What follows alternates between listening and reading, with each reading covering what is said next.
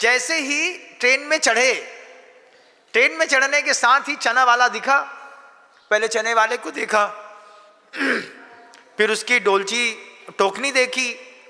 टोकनी देखने पर देखा अच्छे काले चने रखे हैं, एक जगह पत्ता फंसा के रखा है, उसमें 5-6 आलू, प्याज, टमाटर, हरी मिर्ची, साइड में एक में इमली की खटाई।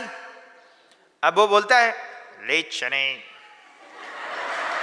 अब वो जैसे ही वो बोलता ले चने तो ले चना जोर, चना जोर, चना जोर।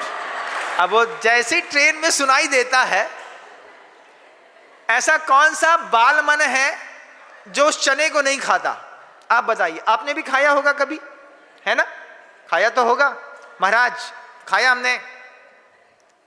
इसमें वो बड़ी तेज आवाज निकालता है, मैं वो तेज आवाज निकालूंगा तो आपकी हंसी ज्यादा निकल जाएगी। अब उसने चना दिया, आपने चना खा लिया, लेकिन इसमें योग और अयोग को आप देख नहीं पाए। इसको कहते हैं चरना। योग और अयोग क्या है? मां समझाती है, बेटा मांसाहारी लोगों के हाथ का नहीं खाते, मांसाहारी लोगों के हाथ का नहीं खाते। अरे वो कैसे, तुमको कैसे पता मांसाहारी है? तो मां बचपन में सिखाती थी इस बात को। आपने भी अपने बच्चे को अगर सिखाया हो तो गजब की बात होगी। मां सिखाती थी, देखो वो लोग काले होते हैं, गंदे दिखते हैं, उनके शरीर से बास आती है, उसके बाद उनके, अब सोचो उनने अपने घर के अंदर मांस पकाया होगा, उसी में उन्होंने ये चना उबाला होगा, कैसा पानी होगा, कहाँ उनने उबाला होगा, आलू किस में उबाले होंगे, कैसे हाथ है, नहाया है नहीं नहाया है, खटाई में जो पानी मिला है उसमें पता नहीं क्या मिला है। अपन क्या खाते हैं, ऐसी चीज अपन नहीं खाते।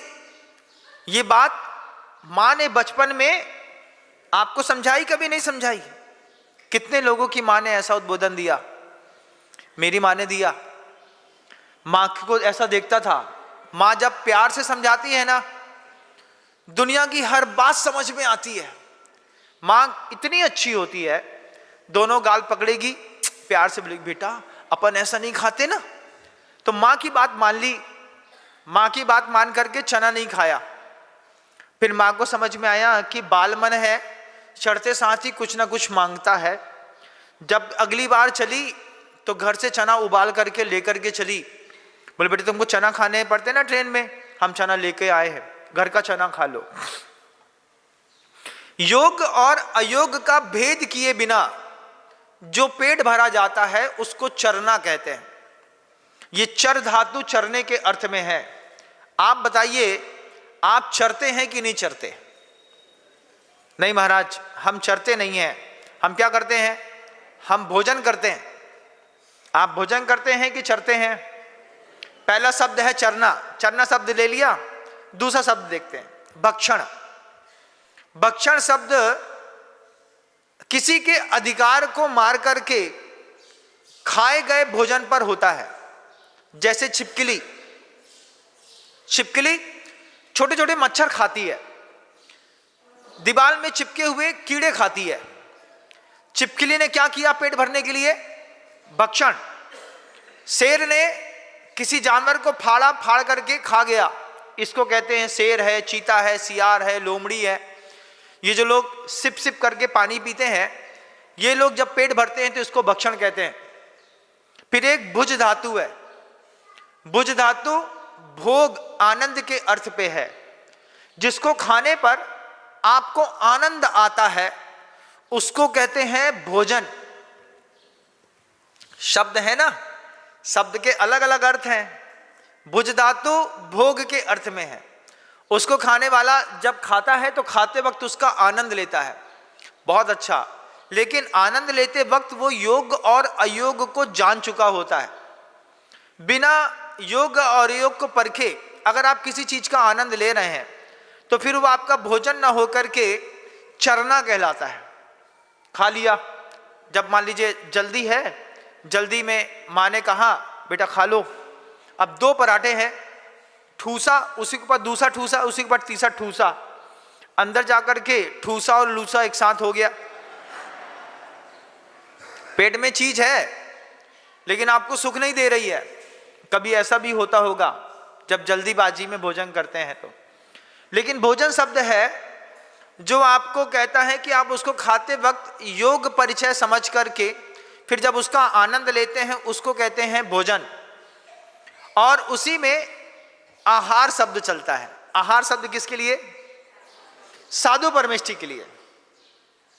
हर धातु है, उसमें आ उपसर्ग लगा करके उसको आहार शब्द बनाया है, जिसमें आचार्य कहते हैं कि ये गड्ढा भरने के लिए है। हर धातु हरने के अर्थ में है। अंदर क्षुधा वेदना है, उसमें इष्ट और अनिष्ट को समझ करके और बिना उसमें भेद किए जो अपना पेट गड्ढे के जैसा भर लेता है उसको कहते हैं आहार। 4 चीजें आपके बीच में रख दी: चरना, भक्षण करना, भोजन करना और आहार करना। अब आपसे पूछूंगा, आप इन 4 में से कौन सी क्रिया करते हैं? देखो, मैंने अभी अर्थ समझाया है, अब आपको निर्णय खुद लेना है। योग और अयोग का भेद किए बिना अगर आप किसी भी वस्तु को खाते हैं, इसका मतलब है कि आप चर रहे हैं। अगर आप चरते हैं तो आपका पुनर्जन्म चरने वाली पर्याय में होगा।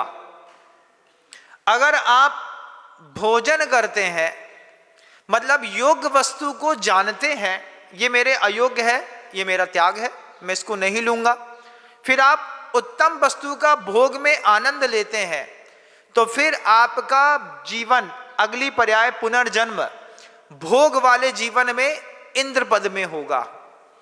अगर आप भक्षण करते हैं तो फिर आपका भी भक्षण किया जाएगा, तो फिर नीचे नरक गति में जन्म होगा। पुनर्जन्म को मानते हैं। दोस्तों, अगर आपको मेरी वीडियो अच्छी लगती है तो प्लीज मेरे चैनल को लाइक करें, शेयर करें, सब्सक्राइब करें। इसी तरह से अपना प्यार देते रहें। Thank you.